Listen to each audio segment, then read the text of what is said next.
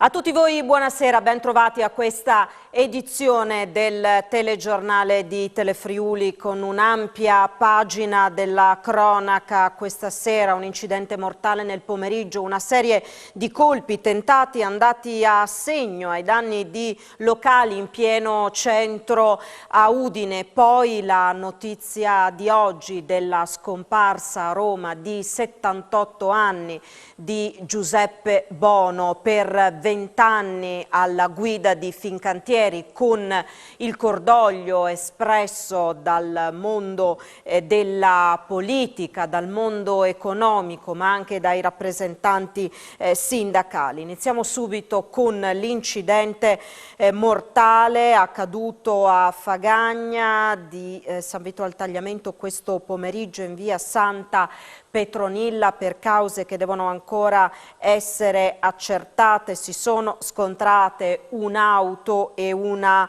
moto. Nell'impatto una donna di una cinquantina d'anni che era in sella alle due ruote è finita sotto l'auto. Purtroppo per lei non c'è stato nulla da fare. Il personale sanitario è intervenuto, è atterrato sul posto, l'elicottero, è giunta anche un'ambulanza da San Vito al Tagliamento. Per la donna purtroppo non c'è stato nulla da fare se non decretarne il decesso. Traumi invece non gravi per il conducente della vettura, che è stato comunque portato in ospedale. Cause del sinistro al vaglio delle forze dell'ordine, sul posto i vigili del fuoco.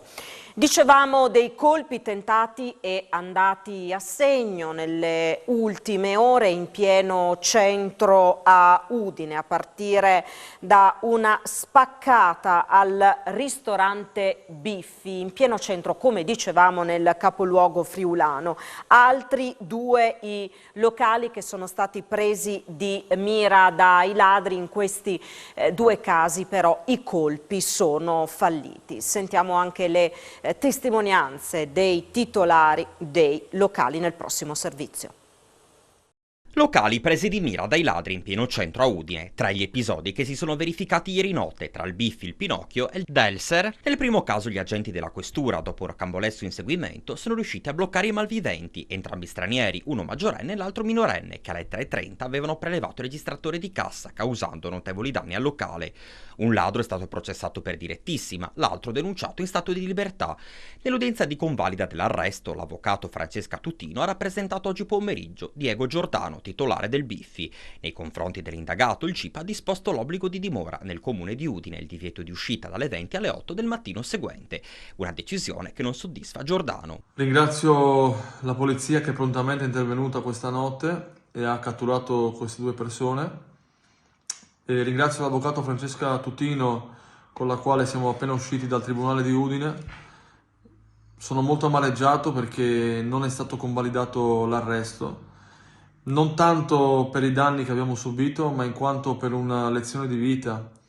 La cosa che ha fatto più impressione è appunto che è stato chiesto a questo ragazzo come mai, visto che arriva dal Marocco e ha attraversato vari paesi, come mai non avesse in altri paesi in questo anno fatto atti di delinquenza, hanno commesso atti di delinquenza. E la risposta è stata perché in altri paesi c'è tanta galera. Sempre nella notte, come detto, altri due locali del centro sono stati visitati dai ladri, ma entrambi i colpi sono falliti. Amara la considerazione di Paolo Angeli, collaboratore di Roberto Cassola, che oltre al Pinocchio gestisce l'agricoltura. Il problema è che non si può continuare ad avere sempre le stesse persone che vanno in giro a fare le stesse cose negli stessi posti e continuatamente, senza che ci sia una presa di posizione delle forze dell'ordine, delle autorità politiche. Cioè, ormai siamo ostaggi di queste persone. Angeli, svegliato nel cuore della notte, si è inoltre trovato di fronte a sbandati che lo hanno minacciato con delle bottiglie. A Udine non basta la sorveglianza da parte delle forze dell'ordine e della stessa polizia locale. Il sindaco Fontanini invita i cittadini a dotarsi di impianti di sicurezza usufruendo dei fondi che sono stati messi a disposizione proprio a questo scopo. L'altro invito rivolto ai cittadini è quello di segnalare ogni situazione sospetta. Le continue segnalazioni di furti e danni da abitazioni e di esercizi pubblici creano a Udine e nella popolazione un senso di insicurezza. L'amministrazione comunale invita i cittadini a dotarsi di impianti antifurto per i quali ha messo a disposizione dei fondi. Noi siamo preoccupati per questi fatti che sono fatti brutti, no? Che colpiscono le proprietà. Io penso che il sistema d'allarme sia un modo per disincentivare questi personaggi che girano anche nella città di Udine e che aggrediscono le nostre proprietà. Quindi approfittate di questo bando che è per i privati e anche per le chiese, che soldi che abbiamo a disposizione per dotarsi di impianti di allarme e poi aiutare le forze di polizia quando vedete qualche persona non chiara, qualcuno che si aggira con fare sospetto, avvertire carabinieri, polizia di Stato, polizia locale, perché questo aiuta a prevenire questi fatti. E poi c'è un altro episodio, siamo a San Vito di Fagagna, dove una donna che gestisce un'area di servizio è stata inseguita da un bandito dopo la chiusura dell'attività, è stata affiancata quando si trovava in paese e rapinata dell'incasso dopo che il malvivente le ha sfondato il finestrino dell'auto. Il sindaco dice: sono sconvolto. Un gestore di un'area di servizio in Friuli, questa volta ad essere colpita la gestrice di uno storico distributore di San Vito di Fagagna che si trova sulla statale Udine-Spilimbergo. L'episodio si è verificato ieri sera attorno alle 19 quando l'imprenditrice ha chiuso l'attività e con l'auto si è diretta verso casa. Raggiunto il centro del paese, la donna ha arrestato la marcia nelle vicinanze della farmacia e quando aveva il motore ancora acceso è stata affiancata dalla parte del passeggero da un uomo che con un pugno gli ha sfondato il vetro creandosi il varco per raggiungere il sedile dove era stato adagiato un borsello con all'interno alcune centinaia di euro. L'incasso della giornata. Il malvivente si è allontanato in pochi secondi, nessuno ha visto nulla, il rapinatore sicuramente aveva seguito la benzinaia nei giorni precedenti per pianificare il colpo. Mi dispiace, è un episodio grave che limita la sensazione di sicurezza, ha commentato il sindaco Michele Fabbro. Episodi del genere sono rari, ma fanno capire che non siamo più un'isola felice. Questi episodi devono farci tenere alto il livello di guardia. Stiamo concludendo i lavori dell'impianto della videosorveglianza. Abbiamo sempre più bisogno di dare tranquillità ai nostri cittadini. Sull'episodio indagano i carabinieri. Rubavano preziosi ad un'anziana di San Vito al Tagliamento e poi li rivendevano ai comproro della zona. Nei guai sono finite madre e figlia. Madre e figlia di 60 e 25 anni sono state denunciate rispettivamente per furto e ricettazione. Sono accusate di aver derubato un ottantenne residente a San Vito Tagliamento che aveva segnalato ai carabinieri il furto di vari monili in oro custoditi nel mobile del proprio appartamento. Mentre la madre, inquadrata nel ruolo di collaboratrice domestica, sottraeva i preziosi all'anziana, la figlia li rivendeva. Quando i militari si sono recati in abitazione dell'ottantenne hanno verificato che non era presente alcun segno di effrazione e si sono insospettiti. I militari, stringendo la cerchia dei sospettati, hanno rivolto l'attenzione a tutti i comproro dei comuni limitrofi per verificare se la refurtiva fosse stata rivenduta. Questa pista ha dato i frutti sperati perché i militari hanno rinvenuto e sequestrato la refurtiva, identificando la persona che aveva portato per la vendita i gioielli precedentemente rubati. Da qui la denuncia di madre e figlia e la restituzione della refurtiva all'anziana.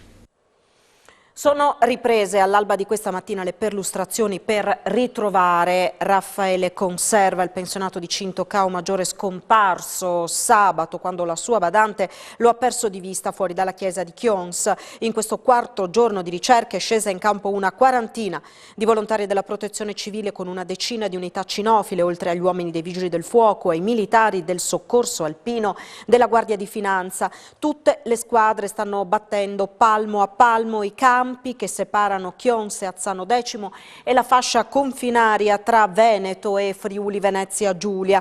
L'uomo, che non si trova, ha 85 anni, alto 1,65 m, pesa una settantina di chili, è di corporatura normale, calvo, ha occhi marroni. Al momento della scomparsa indossava un cappello, una sorta di coppola marrone, una giacca dello stesso colore ed una camicia blu scura.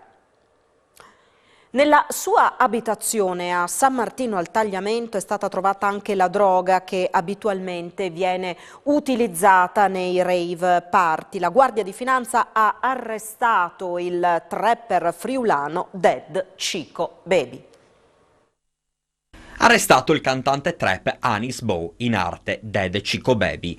Nella sua abitazione a San Martino al Tagliamento, la Guardia di Finanza di Pordenone ha trovato 13 dosi di cocaina, 37 grammi di chetamina, sostanza nota per essere usata nei rave party, 14 grammi di marijuana e 2 flaconi di anfetamine. L'operazione si innesta in una serie di perquisizioni eseguite dalle Fiamme Gialle su delega della Procura di Pordenone a chiusura di un'indagine che lo scorso aprile aveva portato alla denuncia di uno spacciatore che deteneva 80 grammi di droghe, tra cui cocaina, marijuana e hashish. Le sostanze stupefacenti sono state sequestrate. Il cantante trentenne, particolarmente noto nei social network, autore di diversi video nei quali esplicitamente parla di soldi facili e consumo di droga e che manda messaggi espliciti a forze dell'ordine e magistratura, è stato arrestato. 5 persone sono rimaste ferite in un incidente stradale avvenuto poco dopo le 8:20 di questa mattina tra un'auto e un'ambulanza a Pordenone lungo la Pontebana. Lo scontro frontolaterale, le cui cause sono in corso ad accertamento da parte della polizia locale, si è verificato nel tratto che prende il nome di Viale Venezia. A causa dell'impatto è rimasta ferita la donna che si trovava alla guida dell'utilitaria, incastrata nel mezzo. Alcune conseguenze anche per la figlia di pochi anni. Al pronto soccorso sono finiti però anche l'infermiere e l'operatore sanitario che si trovavano a bordo dell'ambulanza arrivata da Spilimbergo. Nessuna conseguenza invece per il paziente imbarellato all'interno del mezzo del 118. Tutte le persone coinvolte sono state portate all'ospedale Santa Maria degli Angeli di Udine. Come dicevamo in apertura, si è spento a Roma a 78 anni il manager Giuseppe Bono, per 20 anni alla guida di Fincantieri. Nel corso della sua carriera ha ricoperto ruoli chiave in diverse società a partecipazione pubblica. Tra i primi a confermare questa mattina la notizia della sua scomparsa è stato il ministro della Difesa Crosetto. Io ce l'ho messa tutta, credo di aver lasciato un'eredità importante, lavoro per tanti anni e quindi sono soddisfatto di quello che ho fatto. Con queste parole, lo scorso 10 ottobre, Giuseppe Bono, più di 50 anni trascorsi nelle grandi aziende a partecipazione pubblica, 20 alla guida di Fincantieri, ringraziava attraverso un videomessaggio la Camera di Commercio di Pordenone Udine per avergli assegnato la targa dell'eccellenza dell'economia. Il manager è morto all'età di 78 anni. Tra i primi a confermare la notizia è stato su Twitter il ministro della Difesa Guido Crosetto. È mancato Giuseppe Bono. Peppino, ha scritto, un amico fraterno, grande uomo, straordinario capitano d'industria, ha dedicato tutta la sua vita a costruire ricchezza per l'Italia. Lo conobbi appena arrivato a Fincantieri, che era in grave difficoltà. Ora ha i migliori prodotti al mondo. Bono era stato nominato amministratore delegato del colosso della cantieristica a controllo pubblico il 29 aprile del 2002, rimanendo in carica fino al 15 maggio di quest'anno, quando al suo posto era subentrato Pierroberto Folgero. Nato nel 1944 a Pizzoni, in provincia di Vibo Valentia, si era laureato in economia e commercio nel 1970, aveva poi ottenuto la laurea honoris causa in ingegneria navale e il diploma MBA honoris causa in International Business. business. Nel corso della sua carriera ha ricoperto ruoli chiave in società a partecipazione pubblica, Aviofer, Efim, Finmeccanica e poi appunto Fincantieri. Diversi riconoscimenti ricevuti. Nel 1998 è stato insignito dell'onorificenza di grande ufficiale ordine al merito della Repubblica Italiana, nel 2014 di quella di Cavaliere del Lavoro e nel 2017 quella di Cavaliere della Legion d'Onore.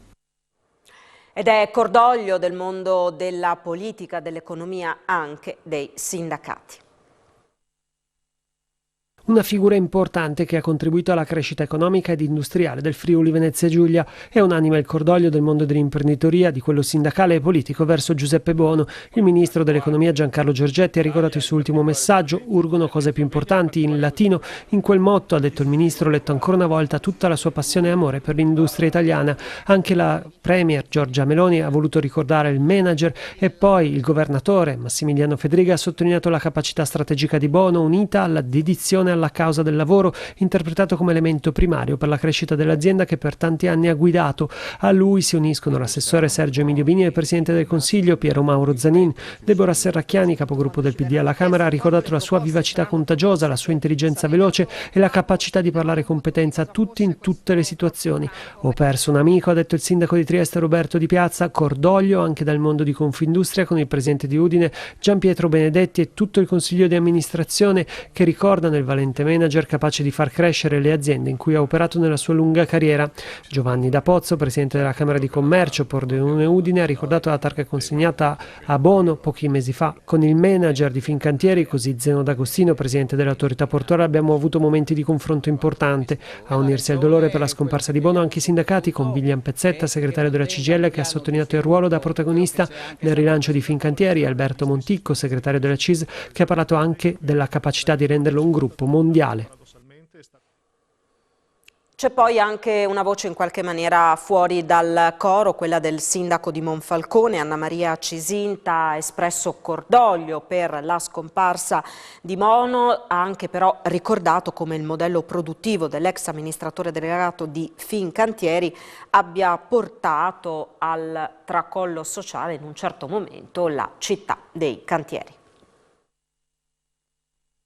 Con Giuseppe Bono abbiamo avuto un rapporto durante il primo mandato difficile, soprattutto all'inizio del mio mandato, perché comunque con la città di Monfalcone, nel momento in cui molti anni fa è stato scelto un modello produttivo, ha avuto veramente un tracollo sociale, tra virgolette. Quindi il tentativo che io da sindaco ho fatto è stato sicuramente quello di lavorare per riuscire a invertire la rotta. E devo dire che dopo una difficoltà iniziale con l'amministratore delegato, l'allora amministratore delegato, certe situazioni si erano sbloccate. In particolare ricordo l'assenso al finanziamento alla realizzazione di una scuola materna e gli investimenti anche di altro tipo che comunque Fincantieri ha deciso di fare a beneficio della comunità.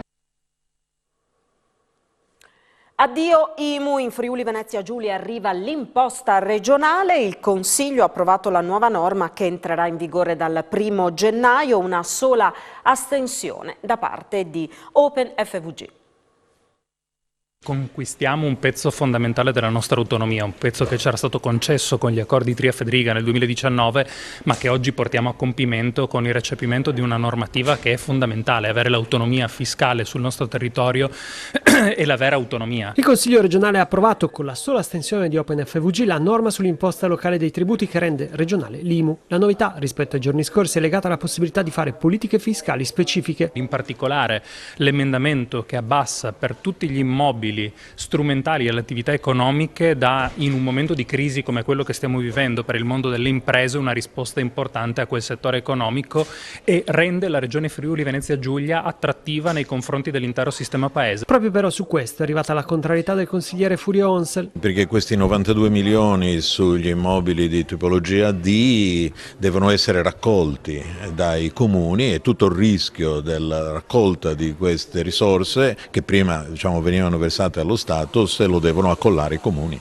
È stato istituito anche un fondo di 2 milioni di euro per tutelare i comuni, essendo il 2023 il primo anno dall'entrata in vigore della legge. Il Movimento 5 Stelle ha votato a favore, ma il capogruppo Mauro Capozzella parla di poco coraggio nell'innovare, mentre il PD ha votato a favore dopo il via libera ad alcuni emendamenti che accoglievano delle criticità indicate dagli amministratori locali. Rimangono dei nodi che verranno sciolti nel tempo, il percorso sarà impegnativo, ma era giusto dare un voto favorevole.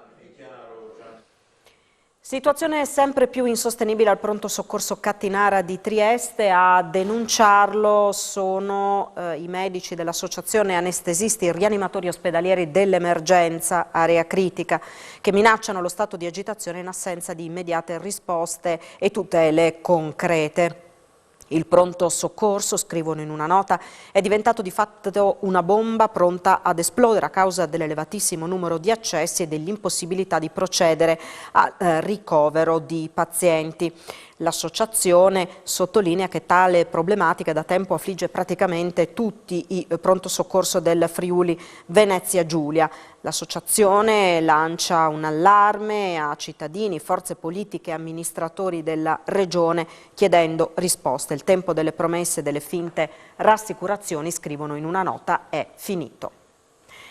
Terminati a Udine i lavori di efficientamento energetico di un condominio Ater con 72 alloggi. Vediamo. Sono 99 i fabbricati dell'Ater di Udine per un totale di 1.331 alloggi interessati dal 2021 a oggi da interventi di efficientamento energetico grazie alle agevolazioni del super bonus 110% e al sostegno della Regione.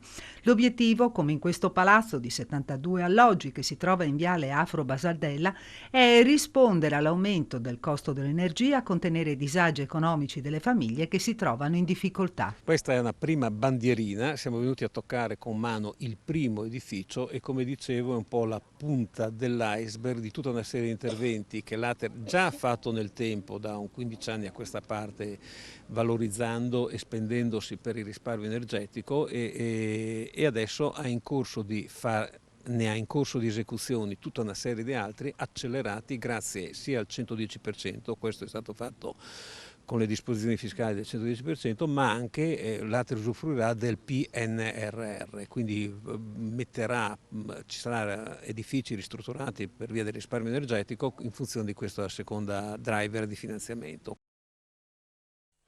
Ci sarà un pezzo di Friuli nel ponte sospeso più lungo del Sud America, in fase di realizzazione in Cile. Alcuni componenti dell'infrastruttura di oltre 2,5 km sono in lavorazione all'acciaieria Fonderia Cividale.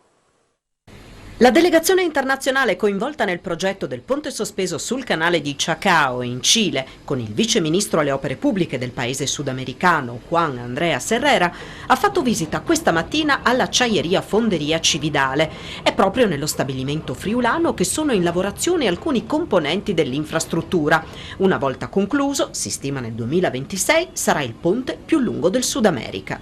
Il gruppo industriale friulano si conferma tra i leader mondiali del settore, come sottolineato anche dall'assessore regionale alle attività produttive Sergio Bini, che si è fatto guidare nell'acciaieria, accompagnato dai vertici di Confindustria Udine, da Chiara Valduga, presidente del gruppo Cividale. È una realtà economica che dà lavoro a oltre 1000 persone, una realtà economica che si è fatta apprezzare oltre che nella nostra regione e anche oltre confine con queste importanti commesse che ha conseguito negli anni. Non ultimo la realizzazione di componenti per il ponte sospeso in Cile, quindi ancora una volta la dimostrazione di quanto il tessuto imprenditoriale del Friuli Venezia Giulia sia apprezzato in giro per il mondo. La delegazione ha potuto anche vedere in anteprima la fase conclusiva della realizzazione del Tallero, il monumento che verrà posizionato in piazza Ponterosso a Trieste in memoria di Maria Teresa d'Austria. Decisamente positiva la fotografia scattata dall'osservatorio della metalmeccanica del Friuli Venezia Giulia al comparto, solido dal punto di vista finanziario e con le esportazioni in aumento del 14% rispetto all'anno scorso. La metalmeccanica del Friuli Venezia Giulia è un comparto solido, propenso all'innovazione, con buone doti di resilienza e caratterizzato da una filiera interna mirata a sorreggere anche le piccole imprese. Le aziende del settore performano meglio del resto d'Italia e godono di una buona liquidità che permetterà loro di affrontare con moderata serenità la crisi energetica. È quanto è emerso oggi alla presentazione del primo report dell'Osservatorio della Metalmeccanica FVG negli spazi di Friuli Innovazione. Ideato e coordinato dal cluster della metalmeccanica regionale Comet, l'osservatorio è unico nel suo genere. Per la prima volta riunisce le banche dati di Innovation Intelligence FVG, strumento sviluppato da Area Science Park, che unisce in un'unica piattaforma le numerose fonti di dati che misurano i diversi indicatori del sistema economico regionale. Università di Trieste, di Udine e Intesa San Paolo. In sinergia hanno elaborato le informazioni per scattare una fotografia nitida dell'attuale panorama produttivo regionale, per tracciare un percorso ragionato sul futuro del comparto. Sono state analizzate 5.162 imprese attive, sono 217 quelle che dal 2011 al 2021 hanno depositato almeno un brevetto. Il 23% è oggettivamente propenso all'innovazione. L'analisi di oltre 62.000 bilanci di imprese manifatturiere italiane fa emergere una dinamica dell'elettromeccanica del Friuli Venezia Giulia migliore rispetto al resto del manifatturiero della regione. La crescita del fatturato è diffusa, con punte del 23%. Aumentano liquidità e grado di patrimonializzazione, condizione che consentirà alle imprese del territorio di affrontare la crisi energetica con una solidità finanziaria e patrimoniale migliore rispetto a qualche anno fa. Altro dato positivo riguarda le esportazioni, in crescita del 14%. Medici in prima linea nella prevenzione dei rischi collegati all'inquinamento atmosferico. Vediamo. L'Ordine dei Medici e degli Odontoiatri di Udine avvia un progetto formativo sull'inquinamento atmosferico e le conseguenze sulla salute. Lo scopo è di indurre medici e odontoiatri a dialogare con i loro assistiti sui danni da inquinamento, così come parlano d'alimentazione e ipertensione.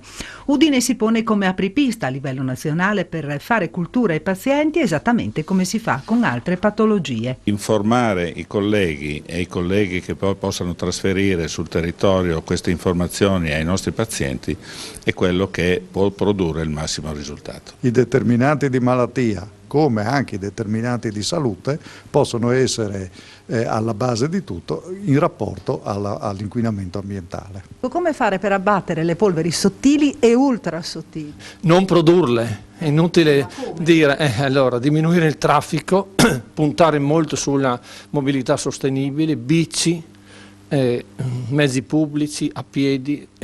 Si è visto che entro i 10 km in bici si sta meno che in auto. Il 25 novembre ritorna in Giardin Grande a Udine la fiera di Santa Caterina. Sarà una Santa Caterina libera da restrizioni per il Covid, senza accessi controllati, come non accadeva dal 2019. A Udine, in piazza Primo Maggio, la tradizionale fiera si svolgerà dal 25 al 27 novembre. Siamo a novembre e quindi torna quella che è la fiera, quella che è la festa più tradizionale della città di Udine, una festa molto antica che quest'anno vedrà la presenza di oltre 200 bancarelle, motivo di grande richiamo per i cittadini udinesi ma per tutta la nostra comunità friulana, e sarà anche un motivo di attrazione per i tanti turisti che ogni giorno transitano sul nostro territorio ed un motivo piacevole per stare assieme, per fare acquisti anche in vista delle festività natalizie. Il ritorno dei baracconi al parcheggio dello Stadio Friuli, fra l'altro la non coincidenza della location permette anche il prolungamento dei baracconi appunto allo Stadio Friuli, perché potranno fermarsi fino al 27-28 di novembre. Per chiudere una notizia di sport, Giada Rossi è campionessa del mondo di doppio di tennis tavolo paralimpico per la seconda volta consecutiva. A Granada l'atleta di Zoppola in coppia con Michela Brunelli ha conquistato la medaglia d'oro vincendo per 3-1 in finale contro la Thailandia. Poi nella finale del doppio misto l'Italia ha conquistato la medaglia d'argento con Giada che ha giocato solo mezz'ora dopo l'oro appena vinto. Il nostro telegiornale termina qui.